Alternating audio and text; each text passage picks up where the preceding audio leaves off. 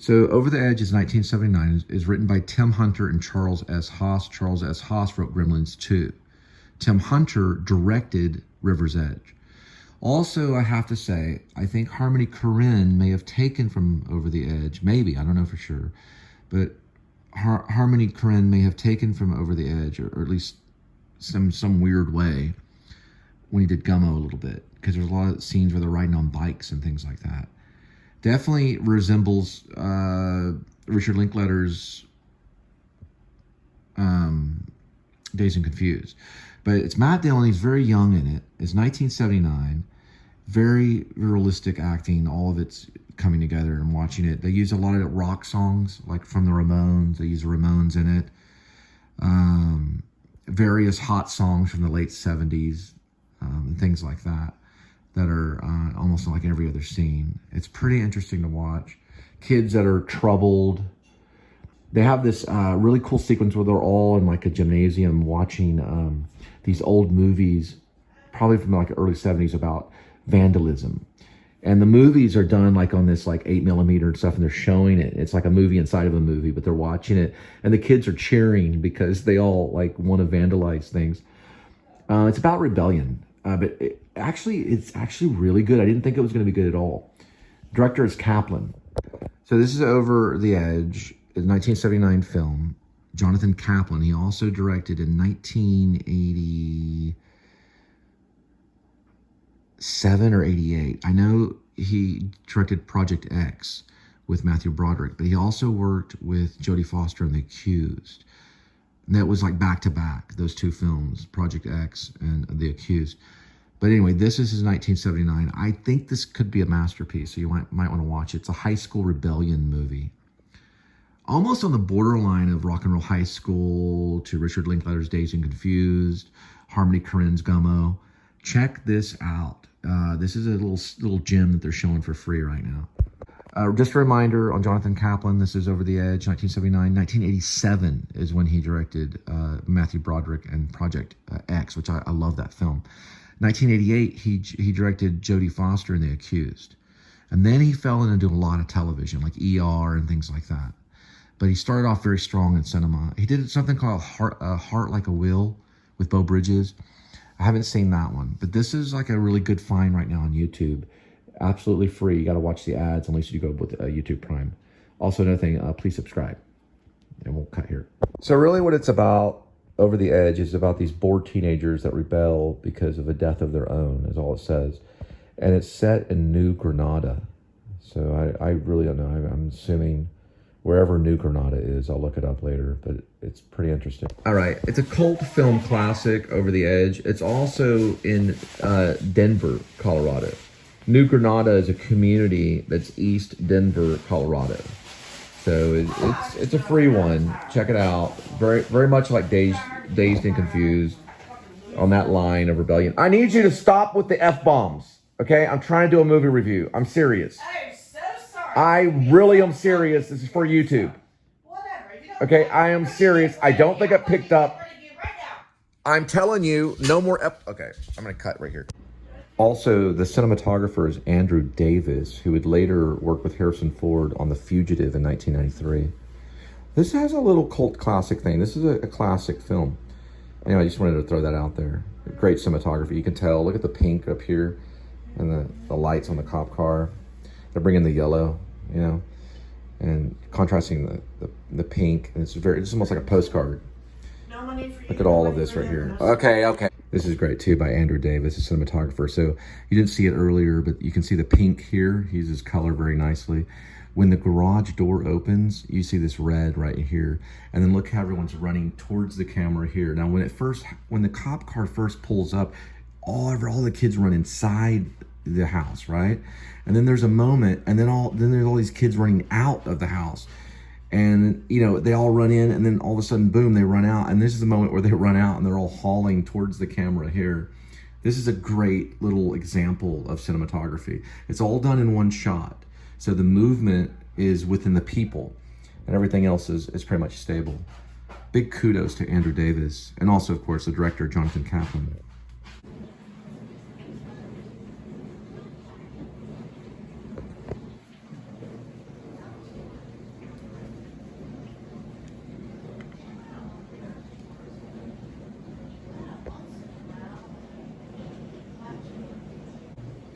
as I say, I think Richard Linklater probably did take from Jonathan Kaplan for Dazed and Confused, because there's that classic scene in the end of Dazed and Confused where the protagonist puts on the headphones. You can see that they're actual headphones, and listens to the song to kind of drown out the reality. So here's some more cinematic genius of Andrew Davis, cinematographer, and it's Matt Dillon on the bike right there. It has a flag that reads Richie. He's playing a character named Richie, and it's his friend, and they just got a gun. It's kind of a little about Stand By Me. It was from one of these girls over here, but it had blanks in it, and they're leaving the scene from this new home that's being constructed, and they were staying there and hanging out inside for the day. This is one of the shots that kind of shows some of the cinematic genius behind this movie. And there's more segments with the gun. It's Matt Dillon, and I believe he got the gun from this high school girl, and he's out shooting at cans. Nice product placement right there. So this film was made in 1979, and there's a scene where the kids just crawl over the fence and enter into the scene, and she's having a conversation about keys and cocaine, and the kids are just talking earlier on the road about drugs, because the 70s had a really horrible problem with drugs, and they're about to confront her and talk to her, and it's comical. Because of how the 70s were. That's the scene that happens right here. Here's another shot where the kids get closer in. I just know this is very, I don't know what you call it, but the photography, I guess the cinematography is very thought out. Let me kind of show a little bit of it. I have it on silent. And then the other kid gets in here. It's just very choreographed, and they're all lined up around this. Very theatrical, I guess you could say.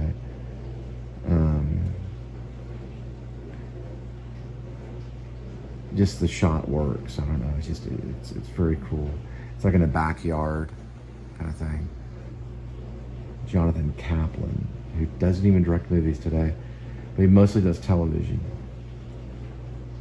I don't know if this movie really made any money. I don't know. I know it was $3 million to make, but it's definitely a cult classic. So I have it on mute right here, but back in the day when they were dealing with 35mm, you could lay down feet and feet of film to do a very, very long mix or dissolve. We call it dissolve, but it was actually a mix between two different scenes.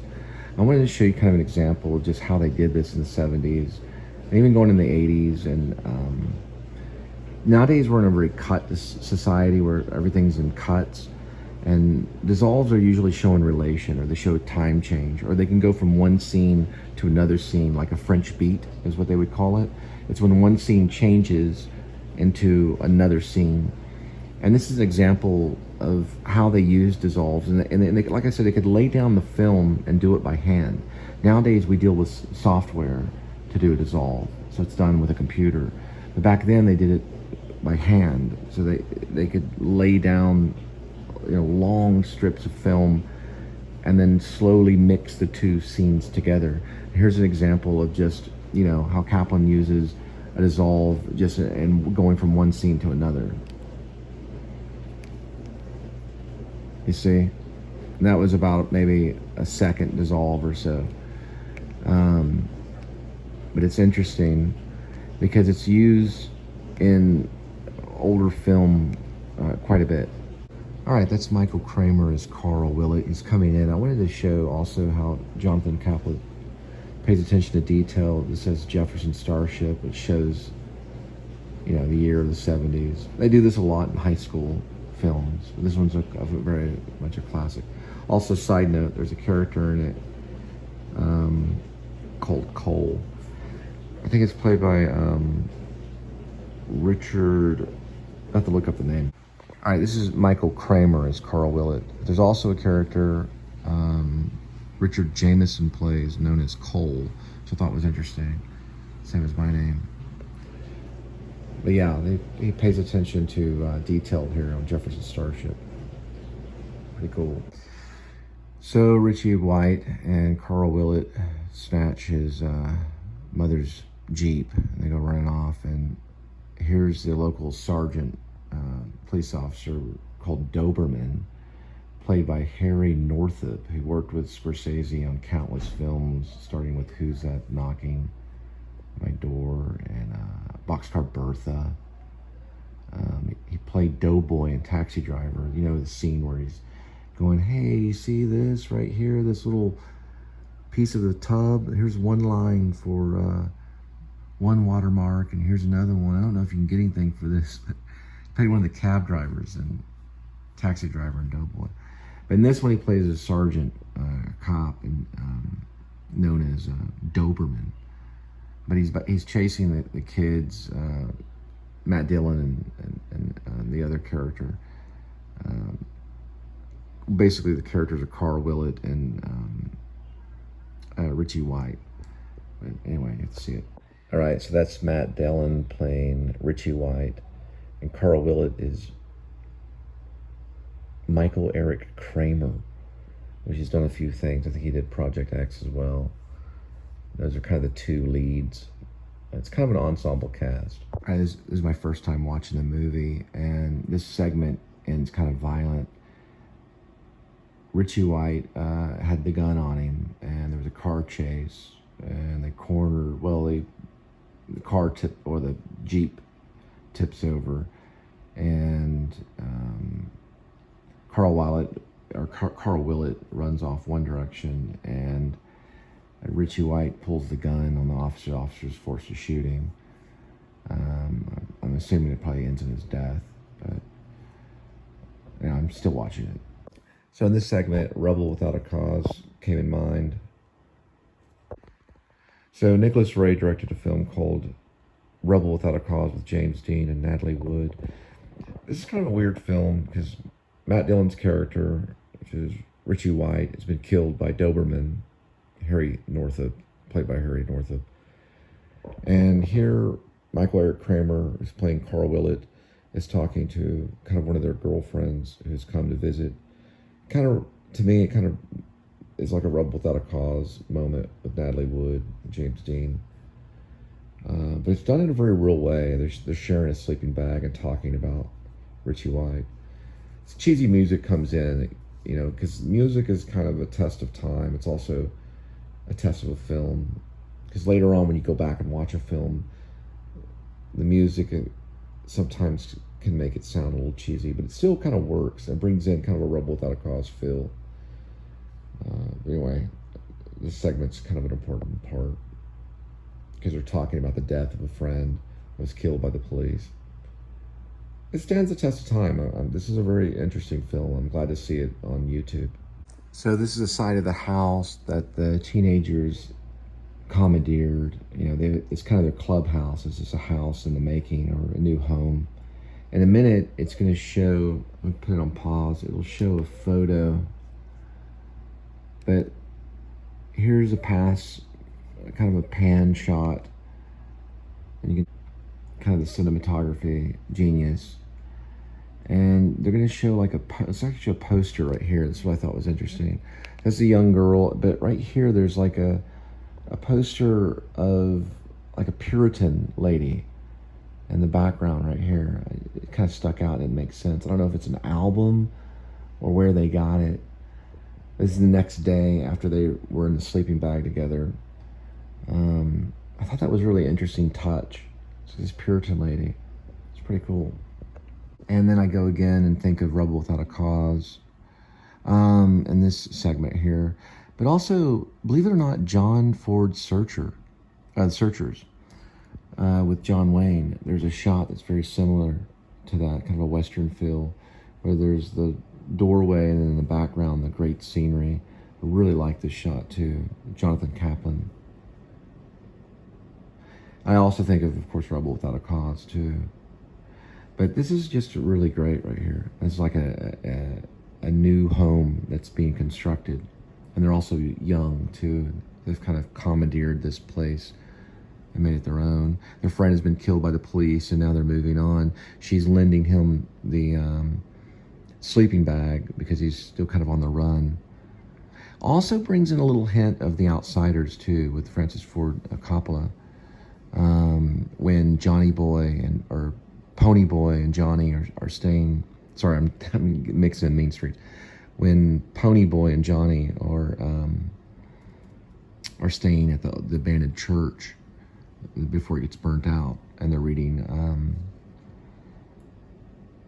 Gone with the Wind by Margaret Mitchell. Also Margaret Mitchell bringing in too another relation in the film, the shot. They're all related. Gone with the Wind too. It's a great little shot right here.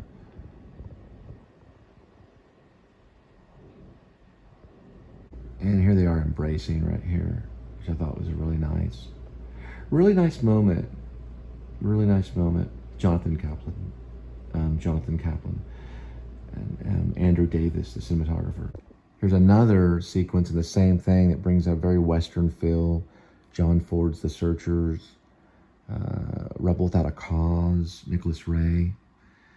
And just the cinematography, Andrew Davis nailed it. It works as a film. It's a very enjoyable film. Visually pleasing, the acting is good, the story is good, Matt Dillon's in it. It also kind of brings me a little, I want to bring in maybe a little bit of the car chase scene, Spielberg's Sugarland. Have you ever seen Sugarland, Texas? But also this scene right here is just an amazing little, also bringing in Francis Ford Coppola's The Outsiders. This is very nice with the sunset and the abandoned new house that's under construction for some new homeowner that may come in. Music works, it's very nice. It kind of reminds me of Rebel Without a Cause too. Just to reiterate, that Spielberg film I was talking about is called Sugarland Express, 1974. I was just kind of cross-referencing films. This one, of course, is Over the Edge, which is Jonathan Kaplan, 1979. Tim Hunter is the writer who later directs River's Edge, which is also a masterpiece. I'd like to cover that one. I believe Keanu Reeves is in it. But Tim Hunter wrote this, and it has kind of a Western feel. Now, the kid has the BB gun, and he shot at the kid on the bicycle. But it's like these kids are living out these kind of adult Western style, lives set in the 1970s.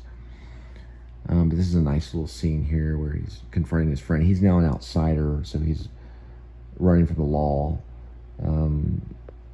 Michael Eric Kramer is playing Carl Willett, and that's one of his friends that he's kind of connecting with, so he's on the outside. And The Searchers, I think, is also a good one to compare it to John Ford, because of the fact that the woman that is kind of sought after and everything. I don't want to get into The Searchers because, to be honest, I haven't really seen it all. I know that's Scorsese's favorite, but I need to watch The Searchers, but I've seen enough of it to understand that it's kind of a center film to base things on. Anyway, this is a really good one independently, though, regardless of The Searchers. So the parents have a town meeting in Over the Edge, a 1979 film. You can see here, this is very interesting. They're addressing the entire community, and we have John F. Kennedy's son saluting right here from the 60s. And it looks like maybe a famous baseball player right over to the right. And then, of course, one of the astronauts landing on the moon. And then some young adults swinging on a tire swing. In the background here is interesting. I used all these images. I just thought it was interesting. And they're addressing the audience here about youth crime. So there's Doberman, who's Harry Northup plays him right there. And they're addressing the entire audience, here. There's a problem with kids and all this stuff, and this officer here has just shot one of them. Very different times in 1979. This would probably not be the case. Nowadays this would not be the case. You wouldn't have the officer that shot the kid up, talking to You know, it'd be a protest going on. You know, it'd be a complete different situation nowadays. But this was still, you know, the 70s, late 70s were drug-filled times. So it was rough, but yet the challenge of authority was not as rampant as it is nowadays, where the officer sometimes is seen as the criminal. Not always, not in every case. In this case, it wasn't that way. You know, this is a just officer. What he did was right, and it could have been de-escalated. You know, but the kid did have a gun. It's an important film, I think, for nowadays. I see why they're showing it on YouTube. Over the Edge, 1979. So meanwhile, on the other end of the spectrum, the kids are at a park. I immediately thought of The Outsiders, you know, before the big fight sequence. But this is actually the kids uniting together to help out Carl Willett, who's been in trouble with the law. And he only ran, so he ran from the police because his friend was killed, and he's afraid. But he's really not a criminal. He just thinks he is, which I think is a very interesting theme. Very interesting theme for a movie, Jonathan Kaplan. He thinks he's a criminal, but he actually is quite innocent, and he's not one. But he did run, and he's still on the run, so we're going to see how it ends. Really enjoy this film so far. I enjoy, if I enjoy a film enough where I start vlogging the film, that means it's a must-see.